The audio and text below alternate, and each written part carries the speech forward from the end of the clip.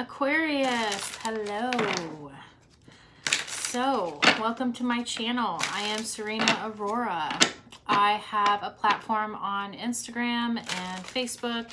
I wanted to expand on that, so we are on YouTube now, and hopefully soon I will have Patreon, so that'll be something separate as well. It probably won't have the same type of readings as I do on YouTube, but so make sure to check your sun, moon, and rising, possibly Venus sign, and it may not resonate with you. If it doesn't resonate with you, click out of it. Don't continue to watch it. You might be able to check some of your other signs. And I will be uploading bi-weekly for zodiacs, and I will come in and out of consciousness readings and anything else that I'm guided to give you. So let's see what Spirit has to say about Aquarius. My moon, my Mars, and my Venus are in Aquarius. So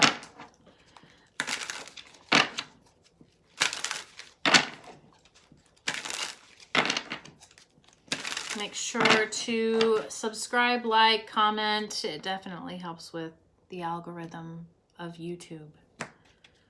So let's see. Adventure, transformation, comparison, and the Master.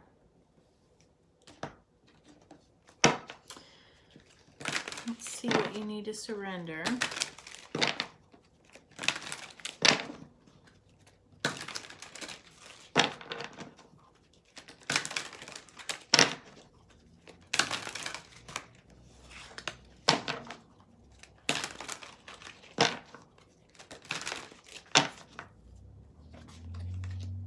Surrender your ego, surrender to the magic of who you are, surrender to complete healing, and surrender to play.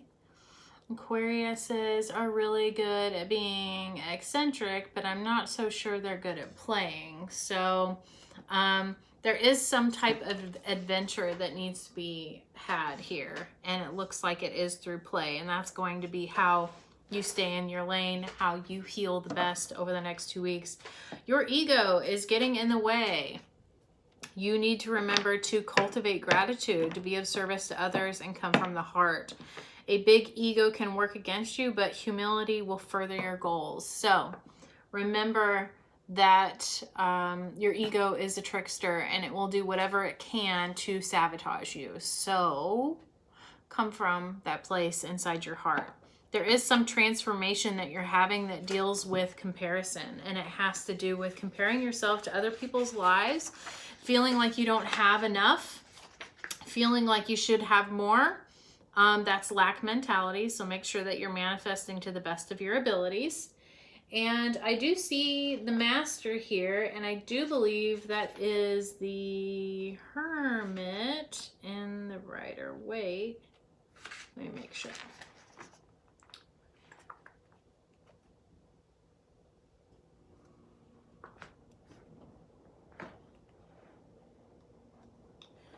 So the whole work of meditation is to make you aware of all that is mind and to disidentify yourself from it. That very separation is the greatest revolution that can happen to man. So it is basically like the Hermit. It has to do with soul searching. It has to do with figuring out who you are and not trying to figure out who you are through the lives of others and through the lives or the opinions of others or the beliefs of others. Like, who were you before you were, you know, who was I before I was Serena, before I was a female, before I, you know, had a style and a spiritual path and a job? Like, who was I before all of those things? Was I before I was a wife and a daughter and all of those things? You've got to figure out that, and it requires some soul searching. They really want you to surrender to the magic of who you are. And this feeling that I'm getting from whatever group of Aquarius that I'm speaking to is just feeling like, you know, you're just not that special.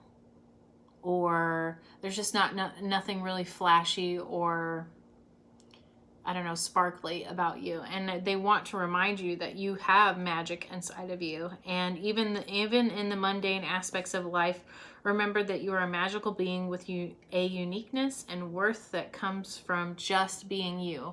I mean, that's in a very Aquarius card, is just being who you are, running to the beat of your own drum, doing your own thing, and somehow the madness of how you work always seems to end up working out, even though it may not look like others. And that's part of, I mean, Aquarius sometimes feel like the outsiders. So remembering that there is no magic in being a sheep, you know? There's no innovation. There's no progressive thinking. Change doesn't happen when everyone continues to do the same shit over and over and over again. So be happy with those things. Look at it from the positive point of view and figure out how to create that adventure and that play, and get out of your head. Like, stop overthinking everything.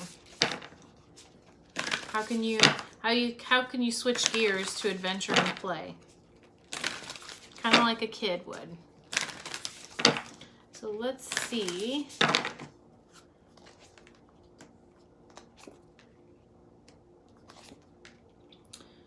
All right, so when I accept the love of the universe as my primary teacher, I will always be guided back to the light. I let go of the shadow of the past by seeing someone for the first time with the eyes of love. Create mindful moments throughout the day, reminding myself that I am love and miracles are natural. So Spirit keeps telling me that,